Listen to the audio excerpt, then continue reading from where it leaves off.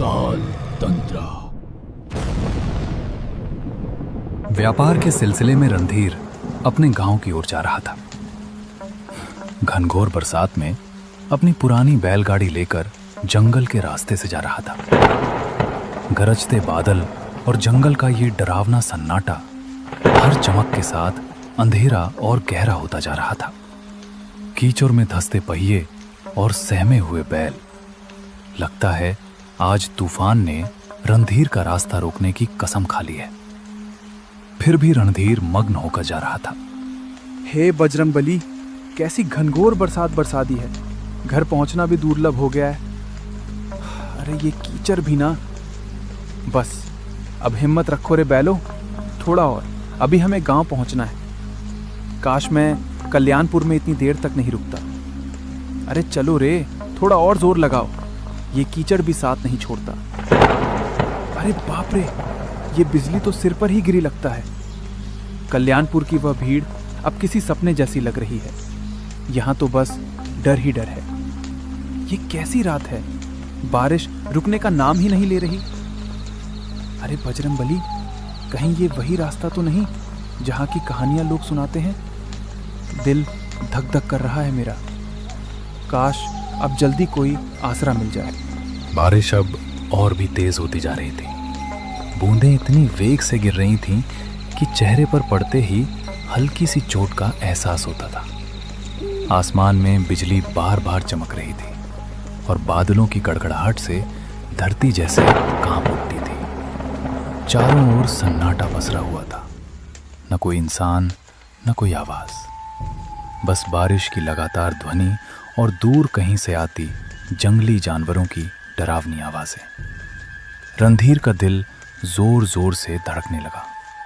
उसने इस रास्ते के बारे में कई डरावनी कहानियां सुनी थी। दिन में ये रास्ता सुरक्षित लगता था, मगर इस तूफानी रात में सब कुछ भयानक रूप ले चुका था। तभी अचानक उसे दूर कहीं से मंदिर की घंटी की आवाज सुनाई दी। अजीब बात यह थी कि वो आवाज बारिश के शोर के बीच भी साफ और गूंजती हुई सुनाई दे रही थी। रणधीर ने ध्यान से सुना। अरे ये आवाज, ये तो मंदिर की घंटी जैसी लग रही है। हाँ बिल्कुल, पर इतनी तेज बारिश में कौन बजा रहा होगा इसे? रणधीर ने बैलों को उस आवाज की दिशा में मोड़ दिया। कुछ दूरी तय करने के बाद उसे घने पेड़ों के बीच एक बहुत ही पुराना हनुमान मंदिर दिखाई दिया। मंदिर पत्थरों से बना था और देखने में काफी जर्जर व प्राचीन लग रहा था। पर अजीब बात यह थी कि उसके भीतर से हल्की सी रोशनी झिलमिला रही थी। रणधीर ने अपनी बैलगाड़ी मंदिर के पास रोकी और उत्सुकता व डर के मिले जुले भाव के साथ जल्दी से मंदिर के अंदर चला गया। मंदिर बाहर से जितना पुराना लग रहा था, अंदर उतना ही स्वच्छ और शांत था। हनुमान जी की मूर्ति के सामने अगरबत्तियां जल रही थीं और चारों ओर सिंदूर और चंदन की हल्की सी खुशबू फैली हुई थी। ऐसा लग रहा था जैसे किसी ने अभी अभी पूजा की हो, मगर वहां कोई दिखाई नहीं दे रहा था। कोई है यहाँ? कृपया बाहर आइए, मैं रास्ता भटक गया हूं। बारिश बहुत तेज हो रही है, रास्ता कीचड़ में डूब गया है। बैल भी थक गए हैं। अगर थोड़ी देर यहीं रुक जाऊं तो कोई आपत्ति तो नहीं? अजीब है, मंदिर में रोशनी जल रही है, अगरबत्तियां भी सुलगी हैं, फिर कोई दिख क्यों नहीं रहा? कुछ देर बाद मंदिर के पीछे वाले कमरे से एक वृद्ध साधु प्रकट हुए, जिन्होंने गेरुए वस्त्र धारण कर रखे थे। उनकी लंबी सफेद दाढ़ी छाती तक लटक रही थी और माथे पर तिलक का गाढ़ा चिन्ह बना था। उनकी आंखों में गहरी शांति थी, पर चेहरे पर किसी गहरी चिंता की छाया साफ झलक रही थी। कौन हो तुम बेटा? इस तूफानी रात में यहां कैसे आ पहुंचे? महाराज, मैं पास के गांव कल्याणपुर से लौट रहा था। व्यापार देर तक चला, इसलिए देर हो गई।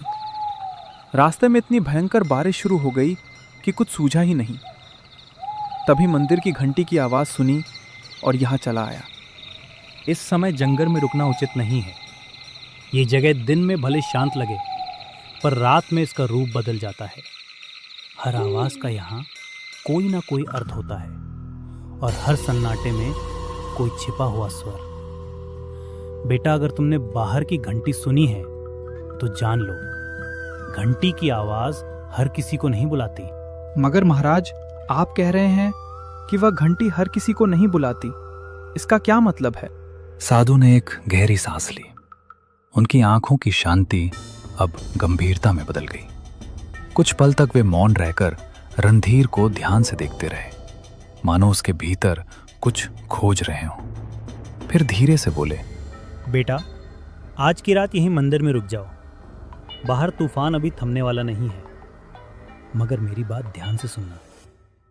आधी रात के बाद अगर कोई आवाज सुनाई दे, चाहे कोई पुकारे, रोए या तुम्हारा नाम ले, किसी भी हालत में इस मंदिर की सीमा के बाहर मत जाना।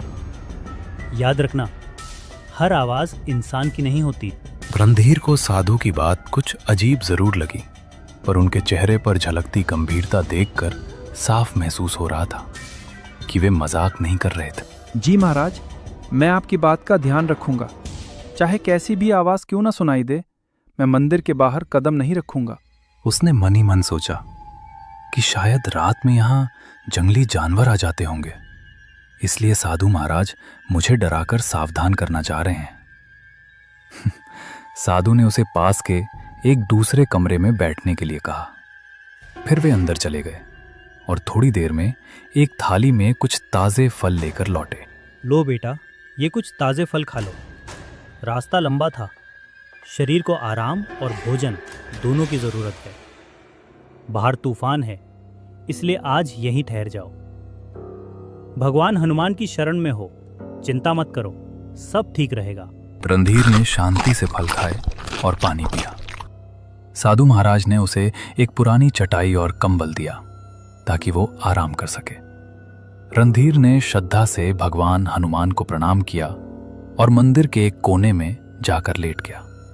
थकान के मारे उसकी आंखें धीरे धीरे बंद होने लगीं। बाहर रात अब और गहरी हो चली थी।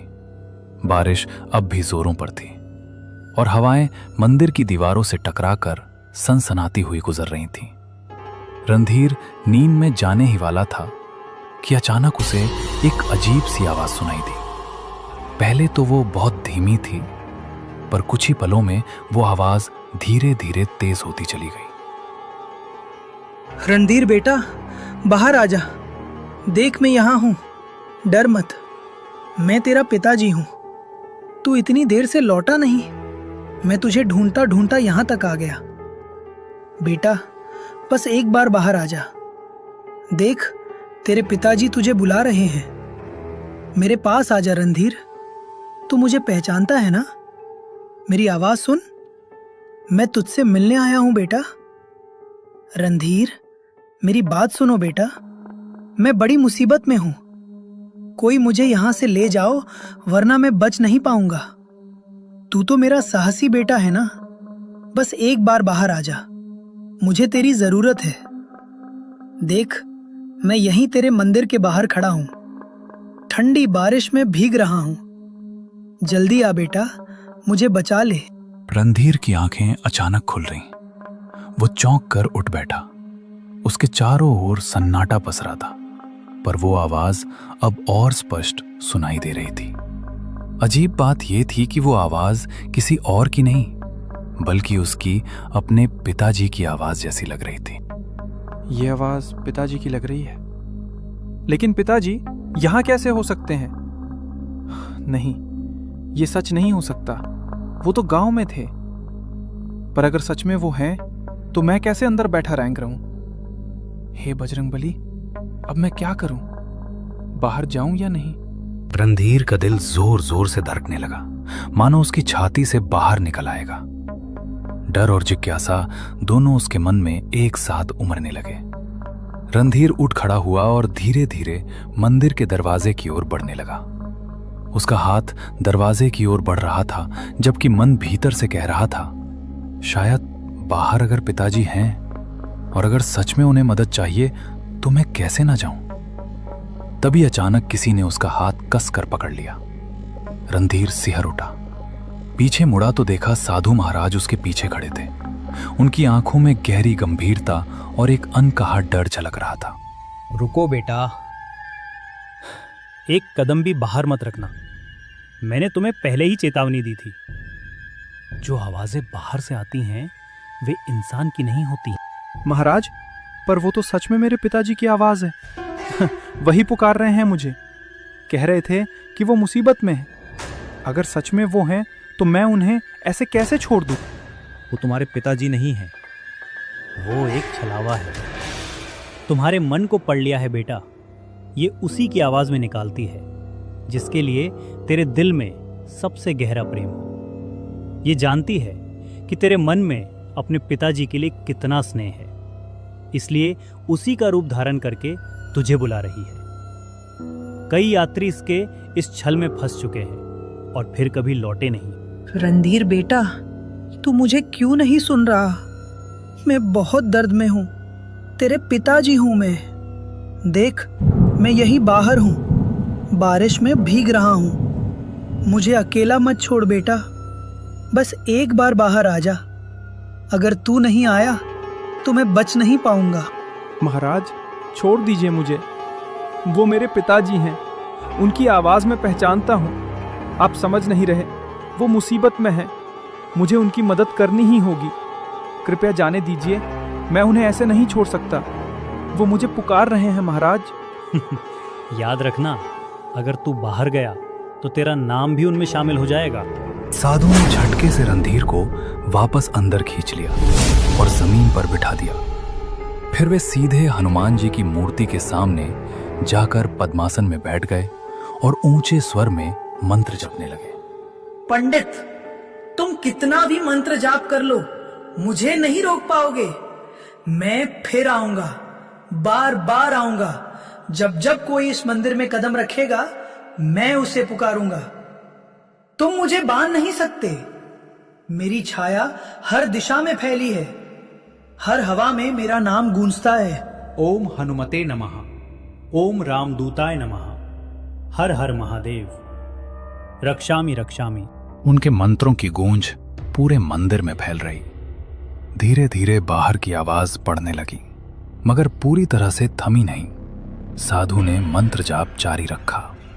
उनके माथे पर पसीने की बूंदें चमकने लगी थीं और पूरा मंदिर एक अजीब रहस्यमयी ऊर्जा से भर गया था। रणधीर डर के मारे कांप रहा था। उसका दिल तेजी से धड़क रहा था। अब डर मत बेटा, वो शक्ति अब लौट गई है। इस मंदिर की रक्षा स्वयं बजरंगबली करते हैं। तुम अब निश्चिंत होकर सो जाओ, मैं यहीं बैठा रहूंगा। कुछ देर बाद बाहर की सारी आवाजें एकदम थम गईं। अब बस बारिश की लगातार गिरती बूंदों की आवाज रह गई थी। रणधीर कांपते हुए वापस अपनी चटाई पर लेट गया, मगर उसकी आंखों में नींद कहाँ थी। वो पूरी रात जागता रहा। हराहट पर उसका दिल सहम उठता था। जब सुबह की पहली किरण मंदिर के अंदर पहुंची तो रणधीर धीरे धीरे उठा और बाहर निकल आया। बारिश अब थम चुकी थी, लेकिन मंदिर के चारों ओर जमीन पर अजीब से पैरों के निशान बने हुए थे, जैसे कोई अनजानी चीज रात भर मंदिर के इर्द गिर्द घूमती रही हो। तभी साधु महाराज अपनी कुटिया से बाहर आए। उन्होंने चारों ओर देखा और गहरी सांस ली, मानो किसी लंबे संघर्ष के बाद राहत मिली हो। देख रहे हो बेटा, ये निशान, ये उसी छाया के हैं जो पूरी रात मंदिर के चारों ओर मंडराती रही। वो कोशिश कर रही थी कि तुम्हें बाहर खींच ले जाए, तुम्हारे मन के प्रेम का इस्तेमाल करके तुम्हें अपने जाल में फंसाए।